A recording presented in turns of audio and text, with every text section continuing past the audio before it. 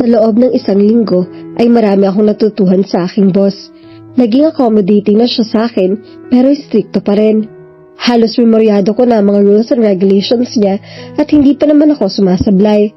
Mga minor instances lang ang offense ko na agad namang pinagpapasensyahan niya. She also gave me assignments to help me improve my work.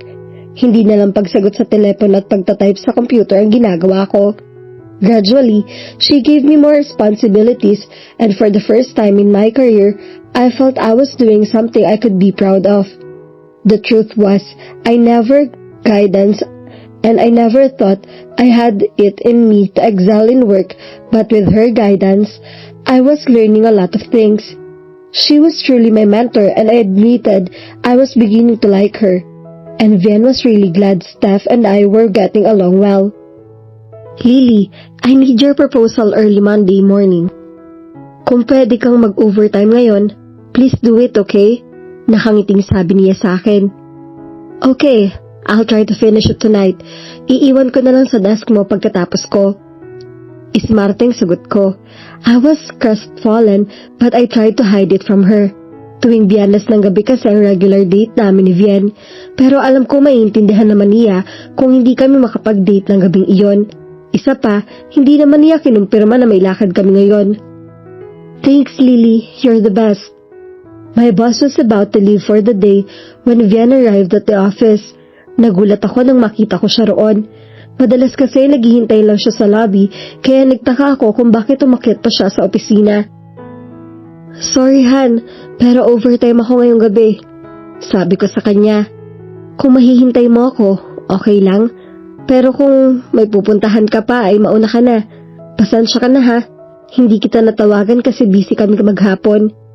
He looked surprised with what I said. Ang ibig mong sabihin, hindi ka makakasama sa lakad namin ngayong gabi? Anong lakad? Wala ka namang nabanggit na lakad ah. Nalilitong sabi ko.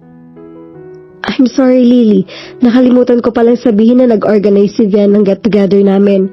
It completely slipped my mind. Ngayon ko lang din na naalala nang dumating si Vian. Sabad ng boss ko. Then go ahead. Don't let me keep you. Your friends might be waiting for you. I answered with all the cheerfulness I could muster. I was really furious and I was trying hard to not show it. Hindi ko alam kung pagdududahan ko si Ma'am Steph. Sinadya ba niyang huwag sabihin sa akin ng tungkol sa get-together at pinalo rin ba niya na mag-overtime ako para masolo niya si Vian? Was she really trying to sabotage our relationship?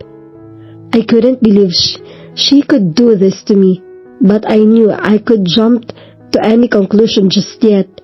Mahirap namang mag-react pagkatapos ay mali pala ako. Ako pang lalabas na masama. Kung gusto mo, Lily, bukas mo na lang tapusin ang trabaho mo. I would really feel guilty kung hindi ka namin makakasama ngayon. Pampalubag loob na suhestyon niya na halata namang pilit niya ang pagkakasabi. Oo nga Lily, sumama ka na sa amin. Total kasama naman natin ang boss mo eh. Segunda ni Vian. Umiling ako. No, you go ahead. Importante itong assignment ko at gusto kong maging maayos ang trabaho ko. Huwag niyo na akong intindihin. Isa pa, get together niyo magbabarkada iyon. At ayoko maging sagabal sa inyo. Ngumiti pa ako. Kung ang motibo ng boss ko ay pag-awayin kami ni Vian kaya hindi niya sinabi sa akin ang tungkol sa gimmick nila, ay hindi siya magtatagumpay. Ipapakita ko sa kanya na maunaway na akong nobya. Nakampante ako na hindi gagawa ng kalokohan si Vian. At kung inaakala rin niya na iiwan ko nakabinbin ang mga aking trabaho para lang sa isang party, ay nagkakamali siya. If this was some kind of a test for me, I would make sure I would pass with flying colors. I would show her I was more than capable of doing what she asked me to, and I would not whine because I was left out in going to a party. Are you sure, Lily? Nagdudunang tanong ni Vian. Tumango ako. Tawagan mo lang ako kapag tapos ka na rito para masundo kita, okay? Vian, don't worry about me tonight. Just have some fun with your friends. I'll be fine. Paniniguro ko sa kanya. But he couldn't wear and hear for it. Call me up and I'll be here in a flash. I smiled and nodded. Well, then I guess we have to go. Anang boss ko. Thank you for all your hard work, Lily. I know you do a great job. And don't worry about Vien. I'll keep an eye on him. Nagbibirong sabi niya. Thanks, ma'am. But you don't have to do that. Vien knows I trust us completely. I retorted with the most saccharine smile. As soon as they left, I continued my work. Inalis ko muna sila sa aking isip. Ayoko kasi maapektuhan ng mga alalahanin ng trabaho ko. Isa pa, kapag hindi ko nagawa ng maayos ang trabaho ko, ay pupunahin ako ng boss ko. I had an inkling she wanted me to fail. Ewan ko ba, pero biglang nagbalik ang pagdududa ko sa kanya. Malakas ang kutob ko na may ibang plano siya para sa akin. Noong una pa lang kasi ay mabigat na ang loob niya sa akin. Nadagdagan iyon nang malaman niyang nobya ako ni Vien. Siguro'y mabait lang siya sa akin kapag nagrereklamo ako kay Vien tungkol sa kanya, ay siya na ang kinakampihan ng boyfriend ko. Bumuntong hininga ako. It took me 5 hours but I was able to finish the proposal. Masaya ako sa accomplishment ko.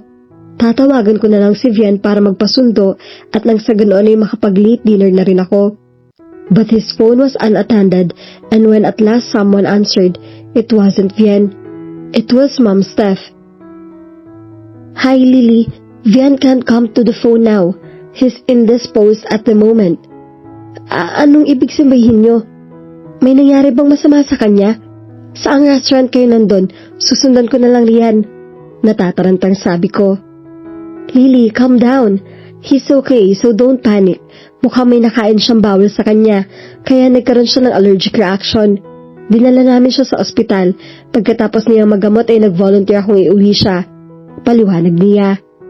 What? Allergic reaction? How is he now? You took him home? Bakit hindi na lang siya nagpahatid kay Jonas o kay Paulo? Vien has his car, so I drove him to his place. Tinulungan ako ni na Paulo. Nabuhatin siya pero nagpaiwan lang ako sandali. Hindi agad kita matawagan dahil baka mataranta ka lang. We just took him home so he can rest more comfortably. Don't worry, he's already sleeping. Okay, then I'm on my way there, sabi ko. There was no way would I let her stay the night in Vien's condominium unit. Ayokong siya magisna ni Vien bukas ng umaga. I knew Vien had some allergies from certain types of food, so I waited to be the one to take care of him.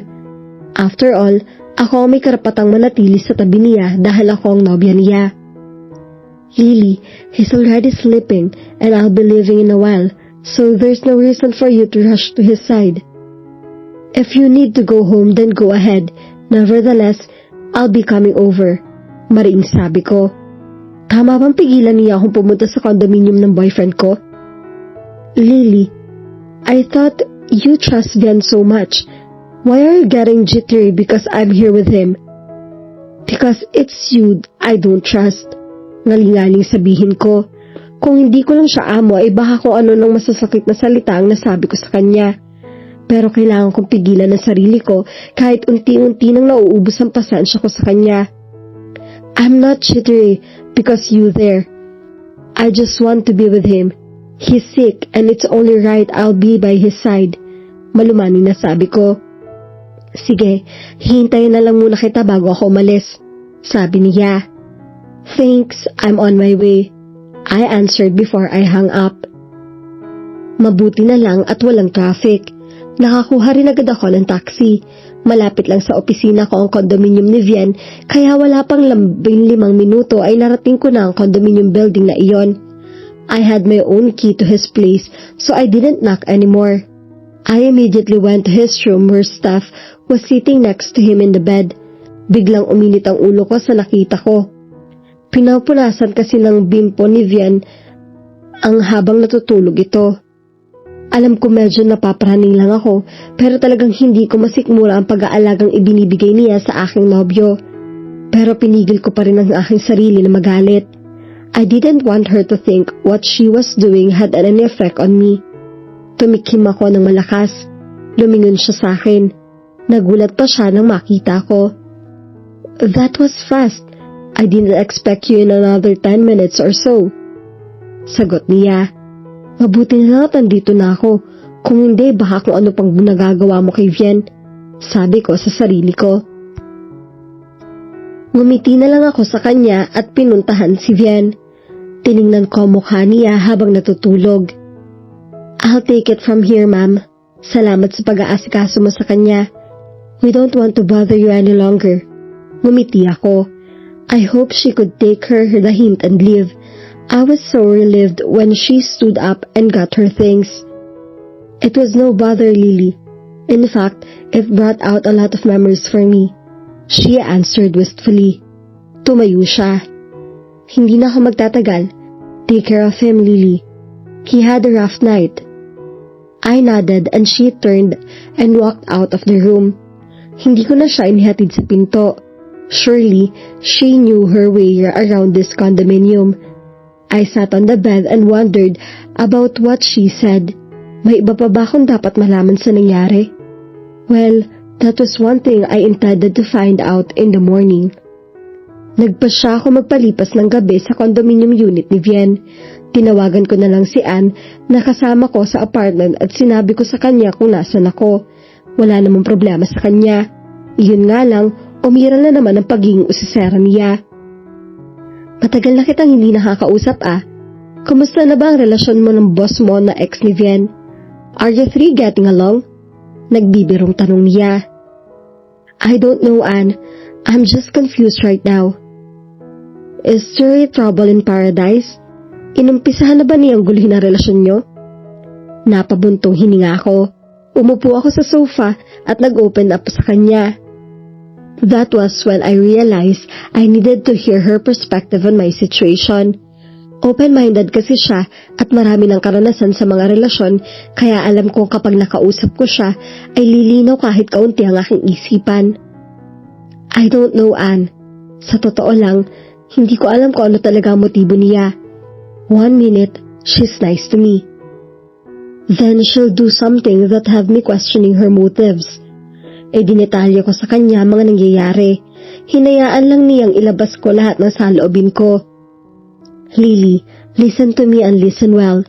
May masamang pinaplano si Steph. Tama ang ginagawa mong pagprotekto sa relasyon niyo ni Vian. I know she will use to her advantage the long years she spent with Vian. Tiyak na mas marami siyang alam tungkol kay Vian na gagamitin niya laban sa'yo. Now, it's up to you if you will let her win. So anong dapat kong gawin? Lily, do you really love Vian and intend to protect your relationship? Oo naman, Anne. Itinatanong pa ba yun? And you'll do whatever it takes to keep him? Yes, buong tapang na sagot ko. Then, my friend, I will help you. Operation Keep Your Mans has now officially begun.